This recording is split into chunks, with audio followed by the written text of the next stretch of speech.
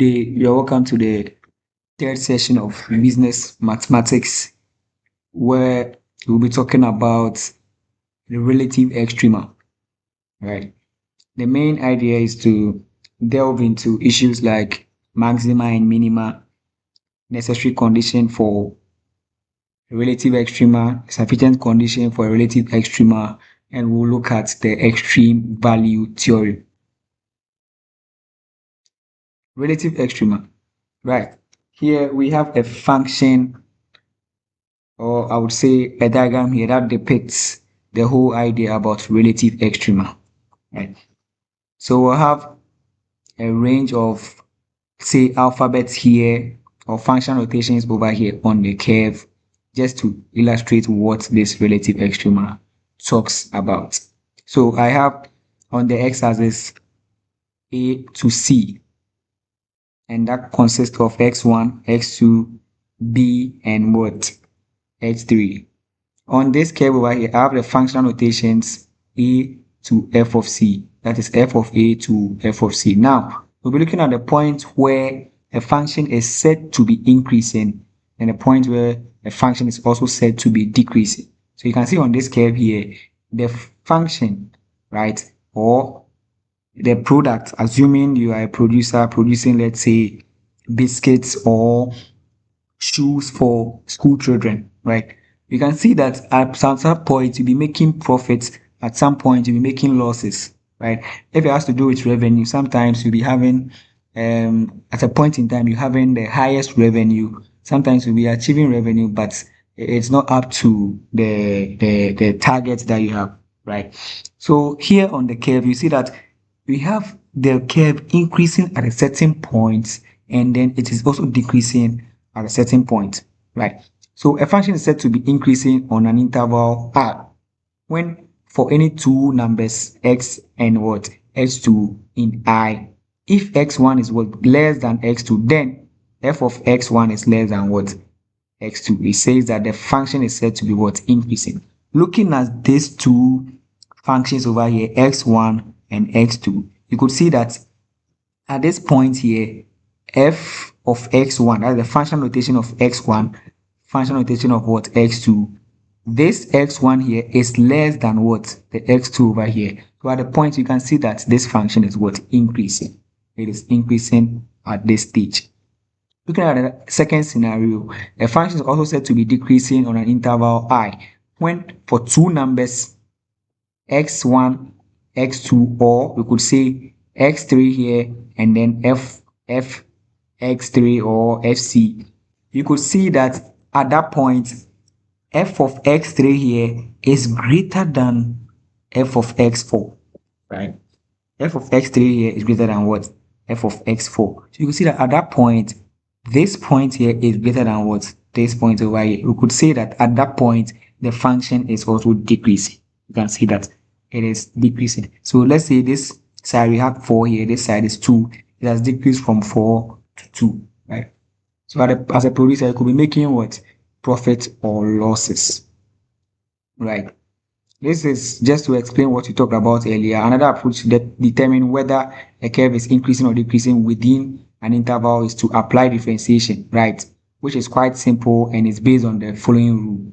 Let the function, say f, be differentiable on the interval a to b, that's a closed interval, if the differential of that function is greater than 0 for all x in the closed interval AB, then f is increasing. Right? So if the differential is greater than 0, then we'll say that the function is increasing. However, if the differential of that function f is less than the 0, then we say that for all values of x, right, on the interval AB, we say that the f is what? Decreasing, right? Or the function is decreasing. That is what it is trying to say, right? On our next slide here, we have a practical example or a scenario to show how you go about this relative extrema and relative extrema, right? That is minima and maxima. So given the function y is equal to 18x minus 2 over 3x cubed, determine whether the function is increasing or decreasing within the intervals at point what?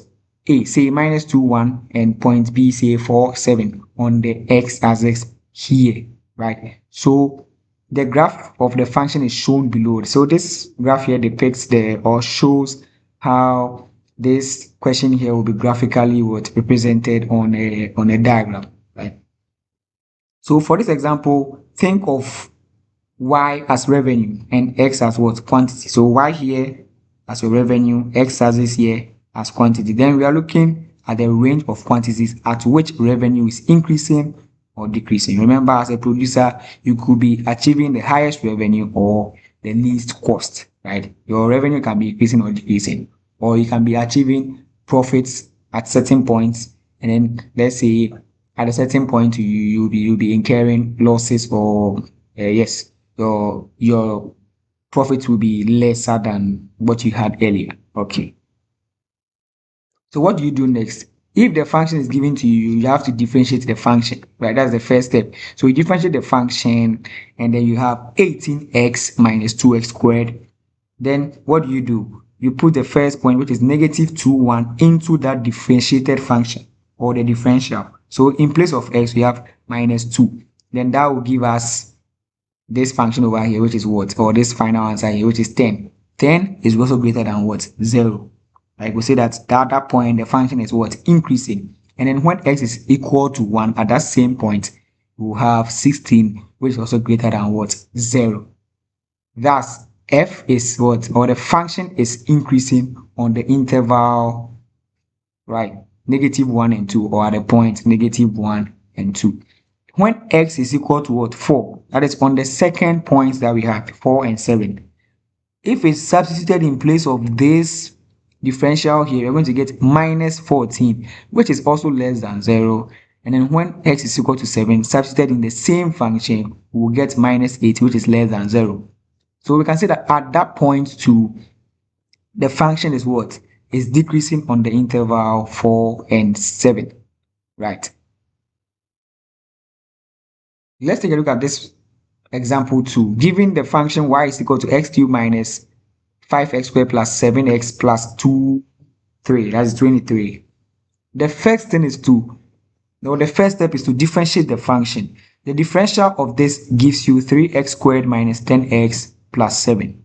What do? Just equate the differential, or what you differentiated into, or equate it to 0, right? So differentiate the function, equate it to 0, and that will give you these terms over here, right? So if these functions over here or these terms over here are also equated to 0, or we make x the subject, we are going to get the values of x to be 1 and then what? 7 over 3. This is just to show how it is going to be done or illustrated on the graph, right? So we have what is called a relative extrema, relative minima.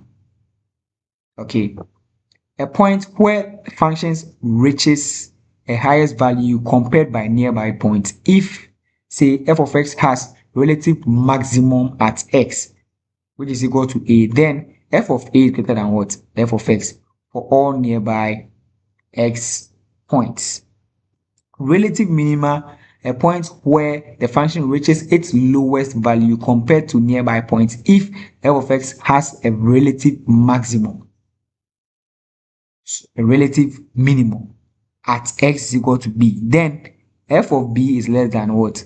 Less than or equal to f of x for all nearby points, right?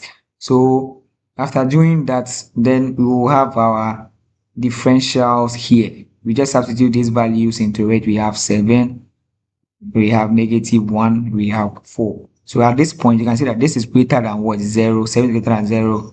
It is increasing at that point. Negative 1 is less than 0. We would say that at that point, it is what? It is decreasing, right? And then 4 is greater than 0, also increasing at that point. So if you have the function, just differentiate it, equate it to 0, get the values of x, right?